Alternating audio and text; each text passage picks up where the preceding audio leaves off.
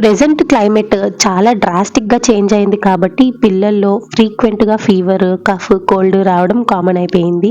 So భుజబంగారానికి కూడా fever వచ్చింది. అలా వాడికి ఫీవర్ వచ్చినప్పుడు నేను ఎటువంటి కేర్ తీసుకుంటాను అన్నది ఈ బ్లాగ్లో షేర్ చేస్తాను. So hello hi, welcome back to the channel. అందరూ ఎలా ఉన్నారు, ఏం చేస్తున్నారు, నాతో కమెంట్స్లో షేర్ చేసుకోవడం మర్చిపోవద్దు. మేమైతే బాగున్నాం.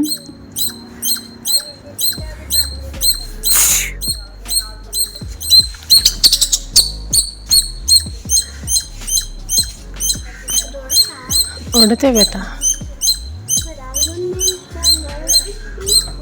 దానికి కూడా పళ్ళు చూడు ఎంత చిన్నగా ఉన్నాయో. ఇది చూడ్డానికి ఎంత చిన్నగా ఉందో కదా, కానీ చాలా గోల పెడుతుంది. అప్పటికి ఒక హాఫ్ అన్ అవర్ నుంచి అరుస్తుంది. ఏమైందా అని చెప్పి చూడడానికి వస్తే ఇంకా అరుస్తుంది అనమాట. పాపం దాని బాధ నాకు అర్థం కాలేదు, దాని భాష తెలియదు నాకు.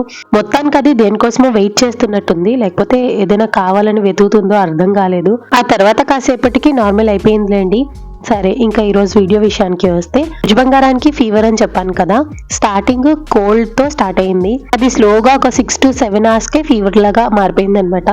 వీళ్ళు స్కూల్కి వెళ్తారు కదా, ఒకరి నుంచి ఒకరికి వైరల్ ఇన్ఫెక్షన్ ఈజీగా స్ప్రెడ్ అవుతుంది. అండ్ మెయిన్ గా స్కూల్ గోయింగ్ కిడ్స్ అందరికీ వైరల్ ఇన్ఫెక్షన్ ఫస్ట్ కోల్డ్ నుంచి కానీ లేకపోతే కఫ్ నుంచి కానీ స్టార్ట్ అవుతుంది. అది కాస్త ఫీవర్ గా మారుతుంది. ఇలా వీడికి కొంచెం కోల్డ్, కఫ్ ఆర్ ఫీవర్ ఏదున్నా సరే స్కూల్కి అయితే నేను పంపించాను. బికాస్ ఒకరి నుంచి ఒకరికి స్ప్రెడ్ అవుతుంది, చెప్పలేం కదా. వీడి నుంచి ఇంకొకరికి స్ప్రెడ్ అవ్వడం నాకు ఇష్టం లేదు. అందుకని చెప్పేసి వీడిని వీలైనంత వరకు ఇంటి దగ్గరే ఉంచుతాను. ఇన్ కేస్ ఎగ్జామ్ ఉంటే గనక జస్ట్ ఆ ఎగ్జామ్ అటెంప్ట్ చేసినంత వరకు ఉంచుతాను, ఆ తర్వాత తీసుకొచ్చేస్తా. ఇంకా ఈ పిల్లలకి బాగాలేదనగానే ఫస్ట్ మన పేరెంట్స్ ఏం చెప్తారు, మందే అమ్మ తగ్గిపోతుంది అంటారు. నేను వాళ్ళు చెప్పిన దానికి క్వైట్ ఆపోజిట్ గా చేస్తూ ఉంటాను. ఫస్ట్ ఒక 24 hours ఆర్ 48 hours వరకు హోమ్ రెమెడీసే ఇస్తాను. అంతకీ తగ్గకపోతే 3rd day నుంచి మెడిసిన్ ఇస్తాను. వీళ్ళకి మెడిసిన్ కన్నా food plays a major role. ఈ టైంలో మనం వాళ్ళు డిహైడ్రేట్ అవ్వకుండా చూసుకోవాలి కాబట్టి ఫ్రీక్వెంట్ గా వాటర్ ఇస్తూ ఉండాలి. అది కూడా గోరువెచ్చని నీళ్ళలో కొంచెం పసుపు వేసిస్తే బెటర్. కొంతమంది పిల్లలు వాటర్ తాగరు, అలాంటప్పుడు కొంతమంది వాటర్ లో షుగర్ అది మిక్స్ చేస్తూ ఉంటారు. అది ఇప్పుడేం అనిపించదు, నెక్స్ట్ వర్షాకాలం స్టార్ట్ అయినప్పుడు ఇంకా పిల్లలతో పడలేమన్నమాట. ఎందుకంటే అప్పుడు ఎక్స్ట్రీమ్ కోల్డ్, కఫ్ స్టార్ట్ అయిపోతాయి. కాబట్టి ఏ సీజన్ అయినా సరే అండి, పిల్లలకి మాత్రం షుగర్స్ చాలా వరకు తగ్గించేయాలి. నేను కూడా ఓవర్ ద పాస్ట్ 5 years లో చాలా ఎక్స్పీరియన్స్ చేశాను వియాన్తోని. అందుకనే వాడికి గబుక్కున ఏది ఇవ్వాలన్నా సరే 1కి 10 సార్లు ఆలోచిస్తాను. ఈవెన్ వియాన్ కూడా ఎవరైనా చాక్లెట్ ఇచ్చినా వెంటనే తీసుకొని తినేసే రకం కాదనమాట. అది నా దాకా తీసుకొచ్చి మమ్మీ నేను తినొచ్చా వద్దా అని అడిగిన తర్వాతే తింటాడు. ఇంకా ఫుడ్ విషయానికి వస్తే ఎప్పటికప్పుడు ఆకుకూరలు అండ్ వేడివేడిగా వండి పెట్టడమే మంచిది. కొంతమంది పిల్లలకి ఫీవర్ టైంలో ఆకుకూరలు తింటే మోషన్స్ అయిపోతాయి. కాబట్టి మీ పిల్లల గట్ హెల్త్ ని కూడా చెక్ చేసుకొని దాన్ని బట్టి ఆకుకూరలు ఇస్తూ ఉండండి. చూడ్ వియాన్ బాబుకి ఆ ప్రాబ్లం ఏది లేదు. అందుకని చెప్పేసి వాడికి బాగాలేనప్పుడల్లా ఎక్కువ మెంతికూర పెడుతూ ఉంటాను అనమాట. మెంతికూర డైరెక్ట్ గా మీరు ఫ్రై చేసైనా ఇవ్వచ్చు, లేదా పప్పులోనైనా యాడ్ చేసుకోవచ్చు, చపాతీలో మిక్స్ చేయొచ్చు, లేదా ఎనీ కర్రీస్ లో మిక్స్ చేసైనా పెట్టొచ్చు. ఎనీ వే, ఏ ప్రాసెస్ అయినా పర్వాలేదు. ఎండ్ ఆఫ్ ద డే వాళ్ళు ఆ మెంతికూర తిన్నారా లేదా అనేది ఇంపార్టెంట్ అనమాట. ఇప్పుడు మీ అందరికీ ఒక డౌట్ రావచ్చు, అదేంటి ఫీవర్ కి మెంతికూరకి ఏం సంబంధం అనుకుంటారేమో. ఫీవర్ టైంలో మెంతికూర తీసుకుంటే బాడీలో ఉన్న హీట్ అంతా కంట్రోల్ చేస్తుంది. అండ్ మోర్ ఓవర్ పిల్లలకి మంచి స్లీప్ పట్టడంకి హెల్ప్ చేస్తుంది అనమాట. పిల్లలకి హెల్త్ బాగాలేనప్పుడే కాదు, నార్మల్ డేస్ లో కూడా వీక్లీ 1 or 2 మెంతికూర పిల్లలకి ఇవ్వడం చాలా మంచిదండి. మెంతికూరలో చాలా మంచి హెల్త్ బెనిఫిట్స్ ఉన్నాయి. నిజం చెప్తున్నాను కదా, ఇంతకు ముందు నేను ఇవేవి ఫాలో అయ్యేదాన్ని కాదు. కాకపోతే ఈ మధ్య ఎప్పుడు వెజిటబుల్ మార్కెట్ కి వెళ్ళినా సరే ఎక్కువ ఆకుకూరలు తీసుకొస్తున్నాను. అందులోని ఎప్పుడు రొటీన్ గా తోటకూర, పాలకూర, గోంగూర తీసుకొస్తూనే ఉంటాము. కానీ ఈ మధ్య కంపల్సరిగా మెంతికూర, మునగాకు లాంటివి కూడా తీసుకొస్తున్నాము. లాస్ట్ వీడియోస్ లో చెప్పాను కదా, స్లోగా మా డైట్ ని చేంజ్ చేస్తున్నాము అని. అన్ని ఒకేసారి కంట్రోల్ చేయట్లేదు, కానీ వీలైనంత వరకు చేంజెస్ చేస్తున్నాము. ఆ చేంజెస్ నే ఇప్పటి వరకు ఫాలో అవుతున్నాము కూడా. I'm happy with that. Because A changes లేకుండా ఎప్పట్లానే ఉండడం డిఫరెంట్, కానీ అట్లీస్ట్ కొన్నైనా చేంజ్ చేసుకోగలుగుతున్నాను. కొన్ని మార్చినా సరే నా ఫ్యామిలీ అది అడాప్ట్ చేసుకోగలుగుతుంది అన్న విషయంలో I'm happy with that. So ఇవి నేను ఫాలో అయ్యే కొన్ని టిప్స్. ఇంకా ఈ రోజు మధ్యాహ్నం లంచ్ లోకి లాంగ్ బీన్స్ ఫ్రై చేస్తున్నాను. అదే మాకు ఇక్కడ వైజాగ్ లో అయితే బొబ్బర్లో, బర్బాటీలో ఏవో అంటారండి, నాకు కరెక్ట్ గా గుర్తురాట్లేదు. కొంతమంది ఇవి సెపరేట్ గా ఉడికించి ఆ తర్వాత తాలింపు పెడతారు, కానీ నేను అంత ప్రాసెస్ చేయలేను. బీన్స్ కట్ చేసేటప్పుడే చిన్న ముక్కలుగా కట్ చేసుకుంటాను. ఏం లేదు, సింపుల్ గా తాలింపు పెట్టేసి అందులోని ఉప్పు, పసుపు వేసి లో ఫ్లేమ్ లో మగ్గిస్తాను అనమాట. ఈజీగా ఒక 20 minutes టైం పడుతుంది లో ఫ్లేమ్ లో కాబట్టి. సో చక్కగా ఒక 20 నిమిషాలకి మెత్తగా మగ్గిపోతాయి. ఇంకా నేను వంట స్టార్ట్ చేయక ముందే భుజబంగారానికి జండు బామ్ రాశాను.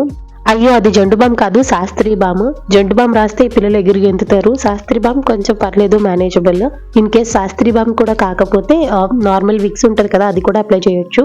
స్పెషలీ చెస్ట్ దగ్గర, బ్యాక్ సైడ్, తర్వాత గొంతు దగ్గర, ముక్కుకి, కాళ్ళ పాదాలకి అప్లై చేస్తే వాళ్ళకి మంచి రిలీఫ్ ఉంటుంది అనమాట.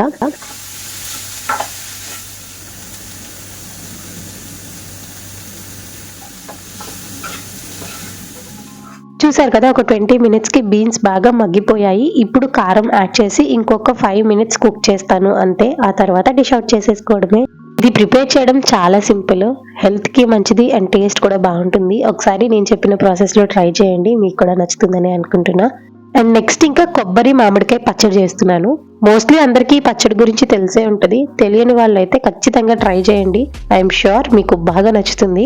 చాలా సింపుల్ అండి ఇది ప్రిపేర్ చేసుకోవడం. ఏం లేదు, ఫ్రెష్ కొబ్బరిని చిన్న పీసెస్గా కట్ చేసుకోవాలి.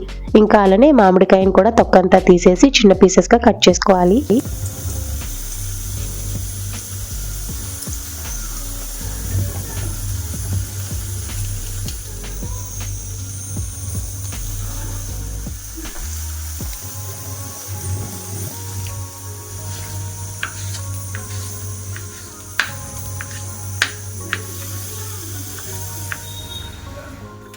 ఇదే పచ్చడిని చాలా డిఫరెంట్ వేస్లో చేసుకోవచ్చు. అంటే తాలింపు పెట్టి చేసుకోవచ్చు, పెట్టకుండా చేసుకోవచ్చు, లేదా పచ్చిమిర్చితో చేసుకోవచ్చు, ఓన్లీ ఎండుమిర్చితో చేసుకోవచ్చు, పచ్చిమిర్చి ఎండుమిర్చి రెండు కలిపి చేసుకోవచ్చు. ఎలా అయినా ప్రిపేర్ చేయొచ్చు. ఇక్కడైతే నేను పచ్చిమిర్చి తాలింపుతో ప్రిపేర్ చేస్తున్నాను. సో ప్రాసెస్ ఏంటంటే, ప్యాన్లోని కొంచెం ఆయిల్ యాడ్ చేసుకొని ఆవాలు, జీలకర్ర, మినప్పప్పు, పచ్చిశనగపప్పు, వెల్లుల్లిపాయలు, కరివేపాకు, కారానికి తగ్గట్టు పచ్చిమిర్చి, ఇంకా అలానే కొంచెం ఇంగువ యాడ్ చేసుకొని అవి బాగా ఫ్రై అయిన తర్వాత కట్ చేసి పెట్టిన కొబ్బరికాయ ముక్కలు, ఇంకా మామిడికాయ ముక్కలతో పాటు కొంచెం రుచికి సరిపడా రాళ్ళు యాడ్ చేశాను. ఇప్పుడు ఇవన్నీ మిక్స్ చేసుకొని కొంచెం ఆ మామిడికాయ ముక్కలు సాఫ్ట్ అయినంత వరకు ఒక 5 మినిట్స్ మగ్గిస్తే సరిపోతుంది. వన్స్ మామిడికాయ ముక్కలు మగ్గిన తర్వాత వెంటనే ఇంకా స్టవ్ ఆఫ్ చేసేసి కంప్లీట్గా చల్లారిన తర్వాత మిక్సీ పట్టేసుకోవడమే. ఇంకా అంతే, కొబ్బరి మామిడికాయ పచ్చడి రెడీ. నేను ఫస్టే తాలింపు పెడతాను కాబట్టి లాస్ట్లో ఇంకా సెపరేట్గా తాలింపు అంటూ ఏం యాడ్ చేయను. మీరు కావాలంటే లాస్ట్లో తాలింపు కూడా పెట్టచ్చు. ఇది ప్లెయిన్ వైట్ రైస్లోకి, టిఫిన్స్లోకి చాలా బాగుంటుంది. ఒకసారి ట్రై చేయండి. అండ్ ఇక్కడ నేను మీకు ఒక విషయం చెప్పాలి. ఇప్పుడు మామిడికాయల సీజన్ కదా, ఈజీగానే మామిడికాయలు దొరుకుతున్నాయి.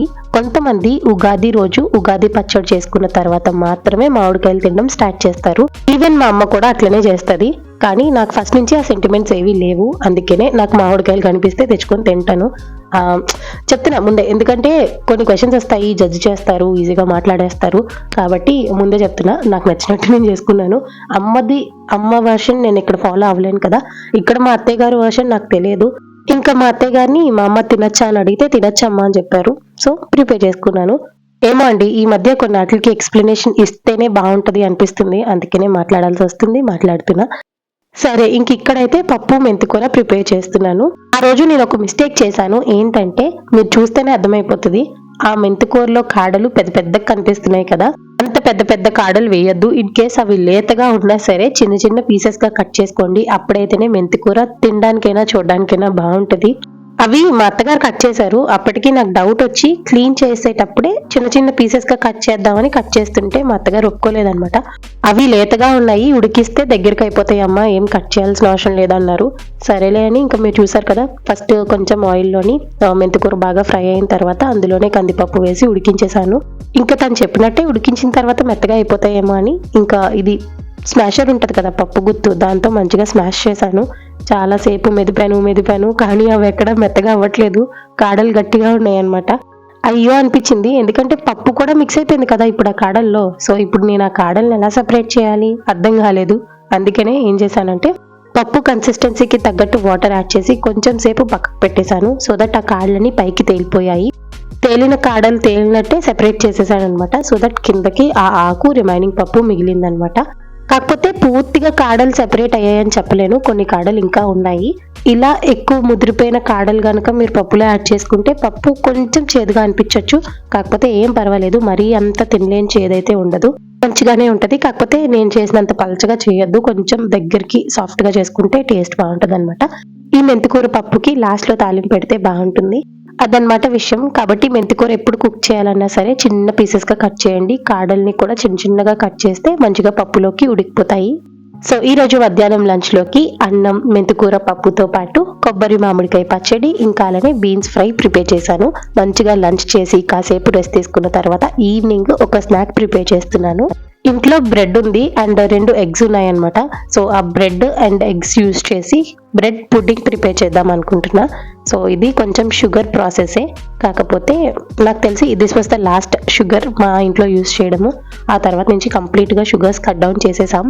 ఈ పుడ్డింగ్కి ఫస్ట్ మనం క్యారమిల్ ప్రిపేర్ చేసుకోవాలి. దానికి గాను ప్యాన్లోని 5 table spoons of sugar add చేశాను. అందులోని 2 table spoons of water add చేసి మంచిగా షుగర్ అంతా క్యారమలైజ్ అయ్యేంత వరకు లో ఫ్లేమ్లో పెట్టి కుక్ చేసుకోవాలి. హై ఫ్లేమ్ పెడితే షుగర్ మాడిపోతుంది, టేస్ట్ బాగోదు. సో ఇలా షుగర్ కరిగి కలర్ చేంజ్ అవ్వాలన్నమాట. జస్ట్ గోల్డెన్ బ్రౌన్ కలర్ రాగానే వెంటనే ఇంకా స్టవ్ ఆఫ్ చేసేసి ఒక బౌల్లో యాడ్ చేసి వెంటనే దీన్ని స్ప్రెడ్ చేసుకోవాలన్నమాట. షుగర్ క్యారమలైజ్ అయిన దగ్గర నుంచి మిగతా ప్రాసెస్ అంతా టకటకా చేసేసుకోవాలి. ఏ మాత్రం మీరు కొంచెం సేపు గ్యాప్ ఇచ్చి ఆ తర్వాత ఇలా స్ప్రెడ్ చేసుకుందామని వెయిట్ చేసినా సరే అది వెంటనే హార్డ్ అయిపోతుంది, అంత ఈజీగా స్ప్రెడ్ అవ్వదన్నమాట. కాబట్టి వేడి మీద ఉన్నప్పుడే వెంటనే స్ప్రెడ్ చేసేసుకోవాలి. అలా స్ప్రెడ్ చేసిన క్యారమిల్ బౌల్ ని ఒక పక్కన పెట్టేయండి. నెక్స్ట్ ఇప్పుడు ఒక మిక్సీ జార్ లోని 4 to 5 బ్రెడ్ స్లైసెస్ యాడ్ చేశాను. ఇంకా అలానే 2 cups ఆఫ్ మిల్క్ యాడ్ చేశాను. ఇక్కడ మీరు రా మిల్క్ అయినా యాడ్ చేసుకోవచ్చు, లేకపోతే కాచి చల్లార్చిన పాలైనా యాడ్ చేసుకోవచ్చు. నేనైతే రా మిల్క్ యాడ్ చేశాను. ఇంకా అలానే 1 ఎగ్ తో పాటు షుగర్ యాడ్ చేసుకోవాలి. మేము మరీ ఎక్కువ స్వీట్ తినం కాబట్టి జస్ట్ ఒక 2 స్పూన్స్ షుగర్ యాడ్ చేశాను. ఇన్ కేస్ మీరు ఎక్కువ స్వీట్ తిన్నట్టయితే కనుక ఒక 5 table spoons of sugar add చేసుకుంటే ఈక్వల్ గా సరిపోతుంది. And next custard powder add చేసుకోవాలి. నా దగ్గర మ్యాంగో ఫ్లేవర్డ్ కస్టర్డ్ పౌడర్ ఉంది, అది యాడ్ చేసా. జస్ట్ ఒక 1 టేబుల్ స్పూన్ యాడ్ చేసుకుంటే సరిపోతుంది. ఇప్పుడు ఇవన్నీ మిక్సీ పెట్టేయాలన్నమాట. ఈ బ్యాటర్ ని ఇందాక క్యారమిల్ స్ప్రెడ్ చేసిన బౌల్లో యాడ్ చేసుకోవాలి. దెన్ ఇప్పుడు స్టవ్ ఆన్ చేసి ప్యాన్ పెట్టుకొని అందులోని ఫస్ట్ వాటర్ యాడ్ చేసుకోవాలి. వాటర్ కొంచెం బాయిల్ అవుతున్నప్పుడే ఈ బౌల్ పెట్టేసి దాని మీద మూత పెట్టండి. అండ్ ఓవరాల్ గా ఈ ప్యాన్ మీద కూడా సెపరేట్ గా మళ్ళీ మూత పెట్టాలన్నమాట. సో ఇలా వీడియోలో చూపించినట్టు చేయాలి. ఒక 15 to 20 minutes కే ఇది ఈజీగా కుక్ అయిపోతుంది. జస్ట్ కేక్ ఎలా మనం చెక్ చేస్తాము బేక్ అయిందా లేదా అని, సేమ్ అలానే స్క్యూయర్ పెట్టి చెక్ చేయండి. ఉడికితే పర్వాలేదు, ఉడకపోతే ఇంకొక 5 to 10 minutes కుక్ చేసుకోవాలి. ఇది డైరెక్ట్ గా అలా హాట్ గా సర్వ్ చేయొచ్చు, లేకపోతే ఫ్రిడ్జ్ లో పెట్టి కొంచెం చల్లగా అయిన తర్వాత అయినా సర్వ్ చేసుకోవచ్చు. That is up to you. Custard విషయానికి వస్తే నా దగ్గర మ్యాంగో ఫ్లేవర్డ్ కస్టర్డ్ ఉంది కాబట్టి నేను ఇందులోని ఎటువంటి ఎసెన్స్ యాడ్ చేయలేదు. ఇన్ కేస్ మీ దగ్గర ప్లెయిన్ కస్టర్డ్ పౌడర్ ఉందనుకోండి, అది యాడ్ చేసి 1 table spoon of vanilla essence separate గా యాడ్ చేయండి. అండ్ ఈ మధ్య కాలంలో ఫ్లేవర్డ్ కస్టర్డ్స్ వస్తున్నాయి. మీకు ఏ ఫ్లేవర్ కావాలంటే ఆ ఫ్లేవర్డ్ కస్టర్డ్ యాడ్ చేయొచ్చు. ఇన్ కేస్ మీ దగ్గర అసలు కస్టర్డ్ పౌడరే లేదు అనుకుంటే కనుక జస్ట్ ఒక 1.5 స్పూన్ వరకు కార్న్ ఫ్లోర్ యాడ్ చేసి మీకు ఇష్టమైన ఎసెన్స్ యాడ్ చేసుకుంటే సరిపోతుంది. ఇలా మంచిగా బేక్ అయిన పుడ్డింగ్ ని నేనైతే ఒక 4 to 5 hours పాటు ఫ్రిడ్జ్ లో పెట్టేశాను. నైట్ మళ్ళీ మా హస్బెండ్ ఆఫీస్ నుంచి ఇంటికి వచ్చిన తర్వాత అప్పుడు we had our family time అనమాట. సో మంచిగా నలుగురం కూర్చొని ఇలా కేక్ కట్ చేసినట్టే ఈ పుడ్డింగ్ కూడా సేమ్ ఆల్మోస్ట్ కేక్ లానే ఉంటది. ఇది మ్యాంగో ఫ్లేవర్ తో ఉంది కాబట్టి same like mango jelly taste లానే అనిపించింది. ఇంట్రెస్ట్ ఉన్న వాళ్ళు ఒకసారి ట్రై చేయండి. హోప్ మీకు కూడా నచ్చుతుందని అనుకుంటున్నా. సో ఇదండి వాళ్ళకి వీడియో. భుజ్ బంగారానికి ఫీవర్ వచ్చినప్పుడు నేను ఫాలో అయ్యే కొన్ని టిప్స్ మీతో కూడా షేర్ చేసుకున్నాను. హోప్ అవి మీకు కూడా హెల్ప్ అవుతాయని అనుకుంటున్నా. ఈ వీడియో కనుక మీకు నచ్చినట్టయితే like, share, comment and please to subscribe to the channel. Don't forget to press the bell icon for more videos. మీలో చాలా మంది వీడియోస్ చూస్తున్నారు కానీ సబ్స్క్రైబ్ చేసుకోవడం మర్చిపోతున్నారు. మీరు లాస్ట్ వరకు వీడియో చూసారంటే ఏదో ఒక పాయింట్ నచ్చే ఉంటుంది కదా. మీకేం నచ్చింది, ఇంకా ఎలాంటి వీడియోస్ మన ఛానల్లో చూడాలి అనుకుంటున్నారో కమెంట్స్ లో చెప్పండి, నేను మీకు రిప్లై ఇస్తాను. అండ్ అలానే లైక్ చేయడం, ఛానల్ ని సబ్స్క్రైబ్ చేసుకోవడం మర్చిపోవద్దు. చూసారు కదండి, ఇది ఇవాల్టి వీడియో. మళ్ళీ నెక్స్ట్ వీడియోలో కలుద్దాం. అంతవరకు టేక్ కేర్ అండ్ బై.